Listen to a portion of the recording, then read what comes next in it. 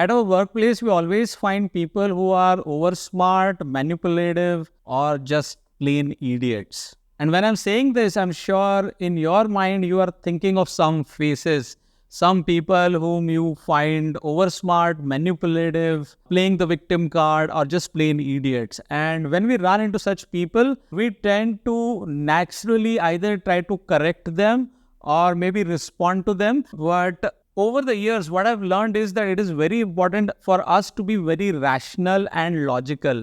See, if you run into somebody like this in your personal life, somebody who is in your close circle, some friend or relative or in your family member, then it makes sense for you to actually spend time with them, give them some feedback and try to correct them. But at your workplace, what I've noted is no matter how much attempt you make, how much you try, some people never change. Okay, they don't change whatever you do. As a result, when you work with such people, when you engage with such people, your frustration level increases, your stress level increases if you are not rational or logical. So here are some patterns which I suggest you should observe.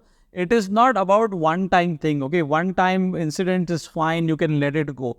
But if you definitely see a pattern or a trend, then you need to change your behavior or your responses so that you don't stress out yourself. All right, so here we go. The first point is, if you have somebody in your team or in your group who is not getting the point, you are trying to explain the same thing to them over and over again, but they are not getting the point. They are making the same mistakes over and over again, which means they are not serious about the entire job. Plus, they don't even ask you questions. They don't even ask you doubts. So if you have such people on your team and you have observed a trend, then it clearly means that you will have to get rid of them sooner or later. Point number 2, people who play the victim card, people who cry very often, people who tend to pass the blame to someone else. Such people who try to bring out emotions unnecessarily when it is not even needed. And if you see that they do it very often, then it's clearly a red flag. Once in a while, getting emotional is okay. But if you see that they are playing the victim card again and again, then you want to get rid of such people as well.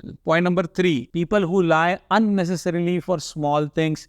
People who make very idiotic excuses. Such people will irritate you and they will drain your energy, I'm telling you. For example, they will tell you, I'm going to send you this in 10 minutes, but they will never send it till end of the day. They will tell you, okay, go ahead and I will join you for such meetings, but they will never come in those meetings. Things like that. Such people are not trustworthy and they will bluff here and there for small things. So if you have such people around you, try and avoid them as much as you can. Point number 4, people who claim to be your friends. In my view, in the corporate world, nobody is your friend. Most of them are your colleagues. You may have good rapport with some people, but that does not mean that they're your friends. If you change the job in few months, all that relationship will go for a toss, except few cases which are very rare. So what people do is they make good friendship with you, but that friendship, you need to understand, is not an excuse for non-performance. So if somebody is not performing, they can't get a leeway because they are your friends. So you need to be very careful in segregating personal relationships versus work relationship. And if somebody is a non-performer, you need to tell them point blank that this was supposed to be done, this is not done yet, and there is no way we are going to make progress if this continues. So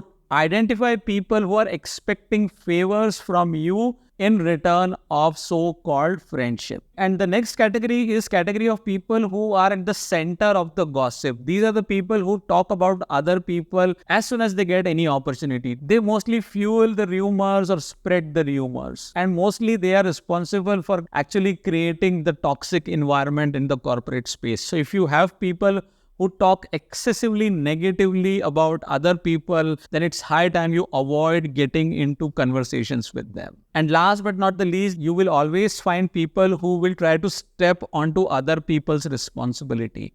So in the corporate world, you need to identify your boundaries, your responsibilities, and you need to do your job well. You might participate into some initiatives and do little more than what you're supposed to do, which is fine. But be careful of people who are going to step on your shoes or people who step on somebody else's shoes and try to showcase that as an achievement. So if you identify a trend of people doing this again and again, then that's a huge red flag. So in summary, if you try to eliminate or avoid contact with such people, or if you can make it less and less as much as possible, then you will save a lot of energy and you will be able to focus on the right things and right people. All right, I hope that makes sense to you. And while I was speaking, I hope you got some faces in your mind with the different type of categories that I've just spoken of. If this helps, do share this video in a WhatsApp network. Do let me know your thoughts in the comments. I'll see you in another video soon. Take care and bye for now.